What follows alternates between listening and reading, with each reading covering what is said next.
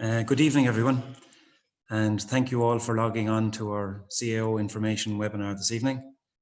Welcome to all our Leaving Cert students, and a special welcome to the Leaving Cert parents who have joined us this evening. While the setting for this evening's presentation might be different to other years, and listening to the wind howling outside, it might be no harm that you are at home. I suppose the significance of what Ms. Green is about to discuss hasn't changed.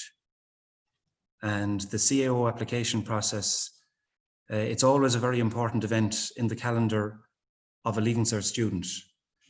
And the purpose of tonight's meeting is to outline the steps involved in filling the CAO application form. Key dates will also be mentioned, as will the importance of researching the course content of the courses you are interested in.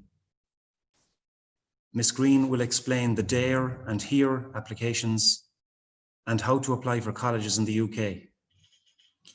Could I also point out that tonight's presentation is being recorded and will be uploaded onto our website.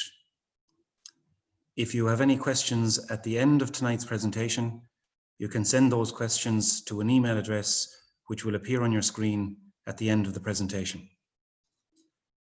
At this stage, I would like to introduce you to our career guidance teacher here in St. Raphael's, Miss Laura Green. I know that Miss Green has put a lot of work into this evening's webinar, and I want to thank her for that. And hopefully now, Miss Green is in the meeting room here beside me and ready to start her presentation. Thank you. Thanks, John. Thank you for that. Good evening, everyone, and I suppose thank you for logging in this evening. I'm just going to, I suppose, jump straight into things. Just to reiterate what Mr. Hardiman was saying, tonight's webinar will be recorded live, and this will be then made available on our website in the coming weeks. In terms of the CAO application, I suppose this is the application process that students, your sons and daughters, need to apply to colleges for. The published date for the CAO application deadline is the 1st of February. However, that is not the date that we would be working to in school for a number of reasons, which I'm going to talk about in a minute. I just want to draw your attention to the early online application date, which is the 20th of January at 5:15. So my hope for all the Leaving Cert cohorts in this school is that they will all have applied before 5:15 on the 20th of January. The reason for this, I suppose, there are a number of important reasons. You can see obviously on your screen, there's a slight, I suppose, discounted rate of application if you do apply early. However, that's not the most important reason. Looking at the items, I suppose, that students will be facing when they come back after Christmas, it's a very particularly busy time for them. They will be, heading into oral exams and mock exams, and they're not going to have much of a chance to kind of really think about maybe filling out their CAO. So my hope is that we use the next 8 weeks well, that we can apply, I suppose, calmly in January and then kind of forget about it and concentrate then on their mocks and their oral exams. So again, I hope that you will, I suppose, row in behind me in encouraging your child to apply early. So apply before 5:15 on the 20th of January, 2021. In terms of the CAO, in school, I would have given each of the students a hard copy of the CAO handbook. Before they make their online application, it is really important that they sit down with this handbook and that they become very familiar with it. Then they go to the CAO website, www.cao.ie, and they click on apply. What will happen then? I suppose the first obstacle that they run into a slight bit of bother, and I'm not trying to be funny here, but it is actually with their name. What that means is the name that they enter on their CAO form must match the name that appears on their birth certificate.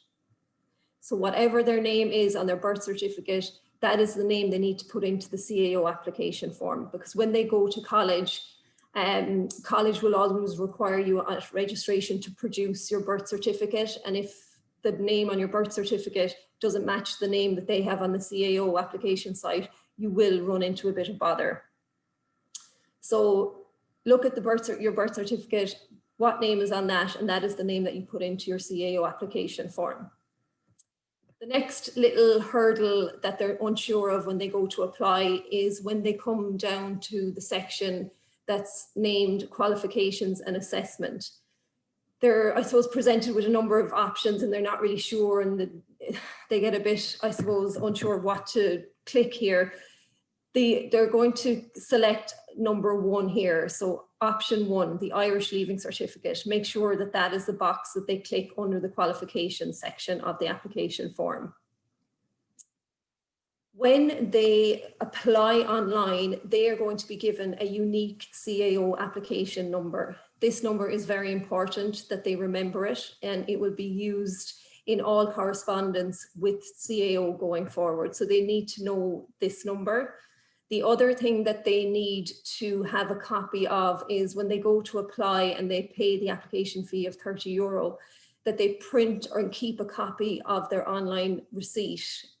Every year, I suppose over 60,000 students apply nationally. There can be glitches in the system. They will need that receipt as proof that they have applied, and proof of payment and proof of application.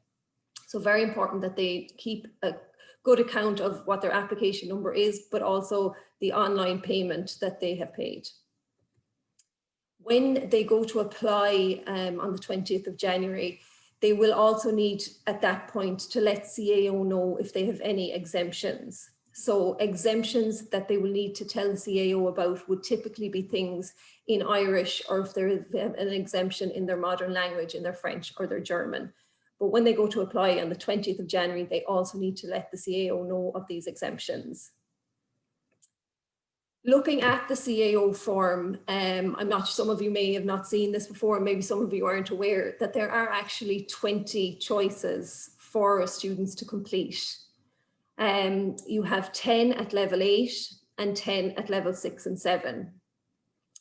Level 8, and we'll look at this in a minute, just looking at the framework of qualifications, you can see here that level 5 is your leaving certificate, level 6 is your higher certificate, level 7 is an ordinary bachelor's degree at college, and level 8 then is your honours degree at college. So again, looking back at our level 8s and level 7s, it's very important that most courses, I suppose, nowadays would have an alternative entry pathway. So their first choice at level 8, typically a lot of courses nowadays would have a similar alternative entry pathway at a level 6 or a 7. So they need to make sure that for any level 8 courses that they're applying to, that they know what the corresponding level 6 and 7 course is.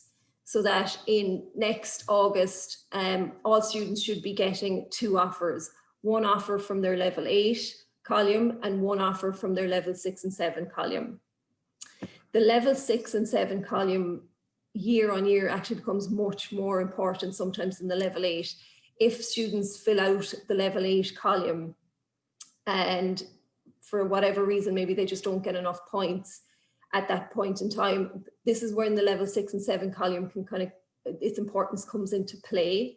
If they have their level 6 and 7 column filled out correctly and they don't get enough points for their level 8 course choice, they will get the offer hopefully at level 6 or 7, and it's a stepping stone for them for their required level 8 that they want to do.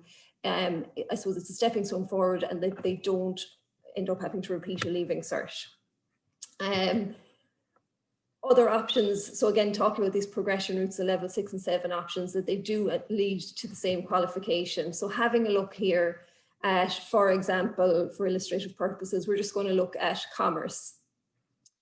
So if we're looking at commerce in a few of the different universities, we can see at level 8 that if you look at the QQI link, if you look at that column, if there is, I suppose what I'm going to call that blue squiggle, if that blue squiggle is in a column, it means that there is an alternative pathway to this course, should the student not get the required level 8 points. So for example, looking at the first one, Commerce and UCC, at level 8, it was 477 points. If the student had that down in their level 8 column as their first choice, but they didn't get the 477 points, it means that there is still an alternative pathway into this course. And if they have their level 6 and 7 column filled out correctly, it will mean that they will go on to study the course that they want. However, if you look down now at the very last option, Commerce with Irish in NUI Galway, it's 473 points. And you can see that there isn't a QQI link highlighted beside it. What that means is there isn't an alternative pathway into this course. You just have to get the points that are required. Having a look at, you know, for example, biomedical engineering in NUI Galway, the points again last year were very high, 509 points. And you can see on the screen that there isn't a QQI link, there isn't a progression route, there isn't another course or an alternative pathway into the course. However, if there is a level 7 option in biomedical engineering and it's in GMIT, and you can see the points are much less. And another option, I suppose, for a student in this situation would be if they still really passionately wanted to go to NUI Galway, if they had biomedical engineering at level 7 down in their level 7 column, it is an option for them to study biomedical engineering in GMIT. And there are, I suppose, colleges do have routes that they can transfer to other universities once they are in a particular college. Primary school teaching, I suppose, every year is always a popular option with students. Having a look again at last year's points, it is amazing, I suppose, to see that primary school teaching is now, it is actually going over 500 points in some colleges. So you can see here 484 and upwards and over 507 in Maynooth. And you can see the QQI link, there isn't an alternative pathway into these courses. However, my job, I suppose, is working with the students and to give them realistic options that they can still pursue primary school teaching. So what I would be saying to a student who wants to pursue primary school teaching, but maybe they aren't getting 480 plus points, I would be kind of detailing realistic options with them. So options, for example, would be the likes of courses in NUI Galway, like Arts with Children's Studies at 357 points, or any early childhood care and education courses. Again, you can see the points are, you know, much less than 507 points. But these courses do lead on to primary school teaching. So after your 4 years in these courses, you would then do a professional master's in education. So it's a slightly longer route to primary school teaching, but still, if it's where you want to go, it is worth pursuing. Key points: place your course choices in genuine order of preference. I suppose I can't stress this point enough. Every year, students start guessing how many points they will or they won't get, or how many points a course will or won't be, or how many points a course will fall by or increase by. We don't know, and there's no point in doing all this guessing. If whatever course that the student wants to do, after researching it in detail and, you know, visiting the campus and looking at the course modules over the 4 years, if that is the course that they want to do, that is the course that needs to go in first at their level 8 column, regardless of what points they think they will or they won't get. You will be offered the single highest preference course on each list that you're deemed eligible for and have required points for. So again, next August, we'll hopefully, every student should be getting 2 offers, one from their level 8 column and one from their level 6 and 7 column. For example, so one of the key reasons year on year that students drop out of college, the first reason cited by any of the higher education authority reports is that the students, they're dropping out because they're not fully aware of the course content. That is the reason that most people will drop out of college. And students can do an awful lot for themselves now so that that doesn't happen for them, that that's not the reason that they drop out of college. So for example, if a student is interested in occupational therapy and they go to research the course online, some colleges will only list what you see in front of you there. You will only see what are called the title of the module, just the module title. So looking at those 5 or 6 module titles, you still don't really know from looking at the title of the module what really is the anatomy and physiology of human performance. What am I going to be learning in that module? Will I like studying that? So what the student needs to do, and what all students need to do, do not just look at the title of the module, because it's not really going to give them any indication of what's involved in the module and will they enjoy it.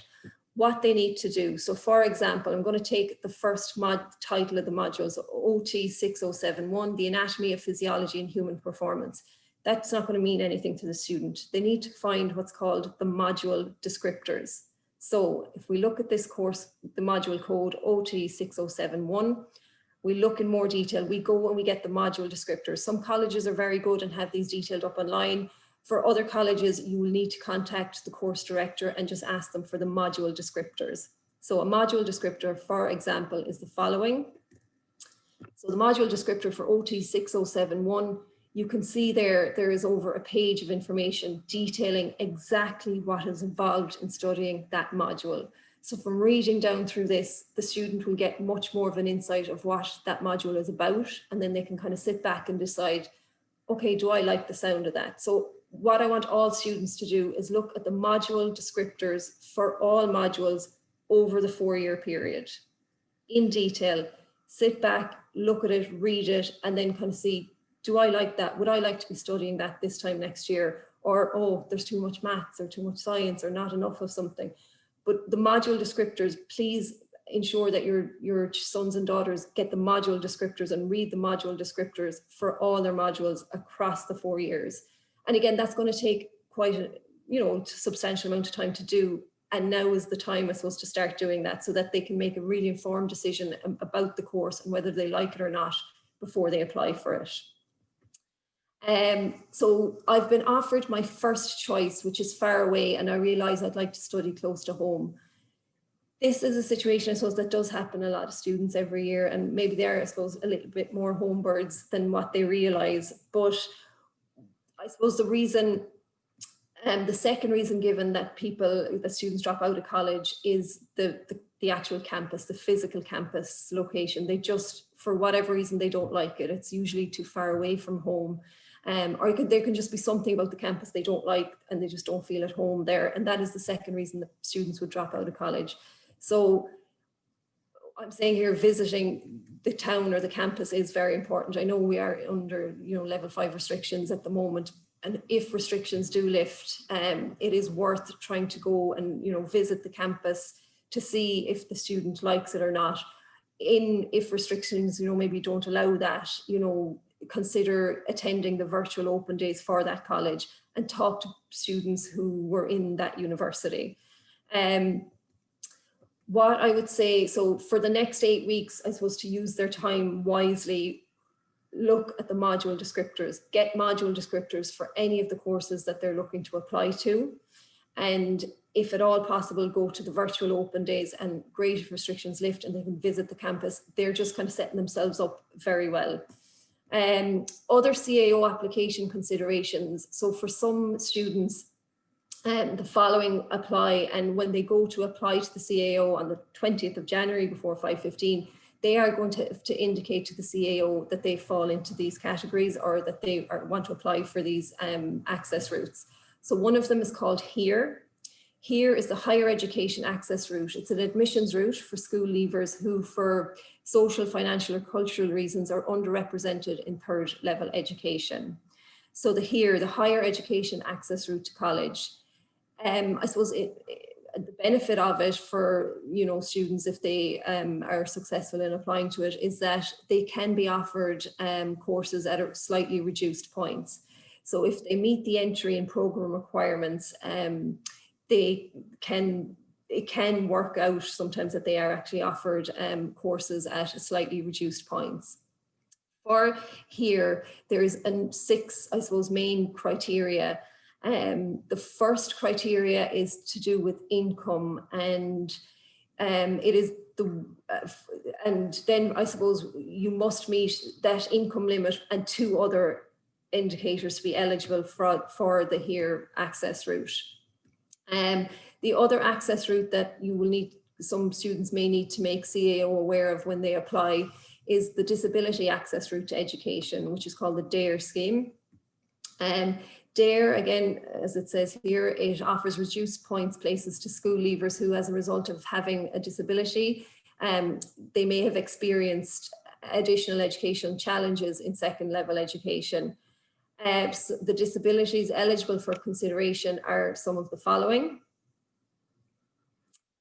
With the Here and Dare application, the application opened on the 5th of November, and there is a significant amount, I suppose, of supporting documents that need to be gathered by you, the parents, and filled out by the students. And as it says here, it does take several weeks to gather all these documents. So my advice to you would be to start gathering the documents now, and so that when you go to apply for the CAO system, that you then make CAO aware that you are applying for this on the 20th of January. So again, CAO.ie, there is a number of student resources available there. There is some videos on, demo applications. The handbook, while I have given it to them hard copy in class, it's also available online. And then the green box, down on the right-hand side is any, if students, I suppose, can keep an eye on that for any important dates or any important items that the CAO will want to communicate with them will be listed there. I realise this was, I've been talking about college for most of the presentation so far, and college is not for everyone. A number of students will be looking more at the apprenticeship options. Now, I've detailed these in class with all the students. Ireland at the moment has over 70 types of apprenticeship available. Some of the newer ones being in the likes of hairdressing and insurance. And the insurance one below actually leads to a level 8 qualification through the IT Sligo. But again, I've gone through these options with students in class. And for any of the students who are looking at the apprenticeship option, when they finish the Leaving Cert, I still will be strongly encouraging those students to also apply for the CAO system. The reason being is that next August, I want them to have 3 options available to them. I want them to have one offer from their level 8 column, one offer from their level 7 column, and then if they have an apprenticeship lined up as well, they can make a decision then again in August, what do they want to do? Anybody applying to UK and Scotland universities, the application date is the 15th of January. Now, at the moment, we don't know if Republic of Ireland students, what I suppose their fee situation will be as a result of Brexit. So as it's saying here, discussions are currently taking place with UK, Scottish and Irish governments to determine what the fee status of the Republic of Ireland students who haven't settled status and are not ordinarily resident in Scotland, starting their studies in the session 2021-2022. What that means is we don't know if there will be fees so typically Republic of Ireland students, there wouldn't have been fees. The Scottish government would have subsidised Republic of Ireland student fees. Then I suppose there was an argument at the moment, are Irish students falling under the Common Area Travel Agreement? We don't know, I suppose, is the answer. And if Republic of Ireland students have to pay the EU or international fees, they can be quite substantial. So that might rule applying to UK and Scottish universities, that might rule, students out of applying to those countries. What I would say, and I've talked to students about this in their careers class, if fees are brought in for EU or for the Scottish and the UK universities, perhaps it is an option for them to look a bit further afield into other EU countries. So first of all, I went through reasons with them that any programs taught in any of the EU countries in their universities, it's all through English. All your lectures will be in English. Secondly, the quality of education is very high in the EU. And as it says here, some of the Dutch universities are actually ranked higher than Trinity College. The most favourable thing, I suppose, with the EU countries is the realistic entry requirements. They don't look for 500 and 600 points. they look for particular subjects or maybe a good grade in 1 or 2 specific subjects, but not these 500 and 600 points. And I suppose last but not least, free or low fees, believe it or not. So any of the Scandinavian countries, it's free to go to university. There are no fees. And in most of the other EU countries, fees are very low for going to university and can be an awful lot lower in comparison with going to the likes of a college in Dublin here. So again, I've gone through some EU options as well with students, and just to make them aware of that this might be an option for them. I suppose the main takeaway tonight is that I want you to, I suppose, encourage your son and daughter to apply before 5:15 on the 20th of January. That's really important, again, just so that they have, that they apply in time and that they apply early so that they can then maybe put it aside and start focusing on, you know, their oral and their mock exams. Again, just before I go, I just want to thank you very much for your time and for your attention this evening.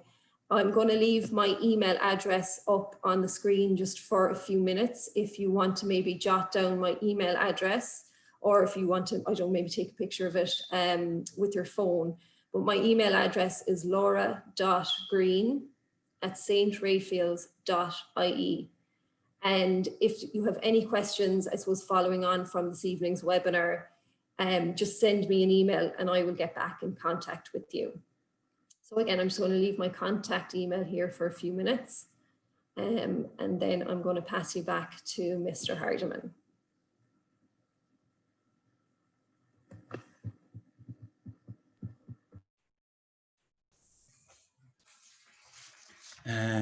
Thanks very much, Ms. Green, for that, I suppose, very comprehensive presentation this evening.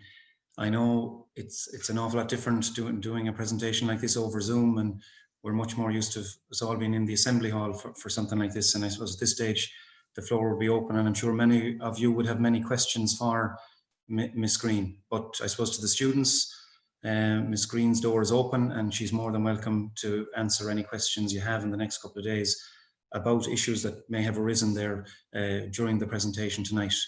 And for the parents, if you have any questions after tonight's presentation, you're more than welcome to email those questions to Ms. Green on her email address that you saw on the screen. And again, remember, you know, and there was an awful lot of information there, and if there's bits and pieces that you didn't catch this evening, you know, in the next day or two, we'll be uploading the presentation onto our website, and maybe you can go through it again, and bits that you didn't quite gather this evening, they might be clearer to you when you do look at it a second time on our website.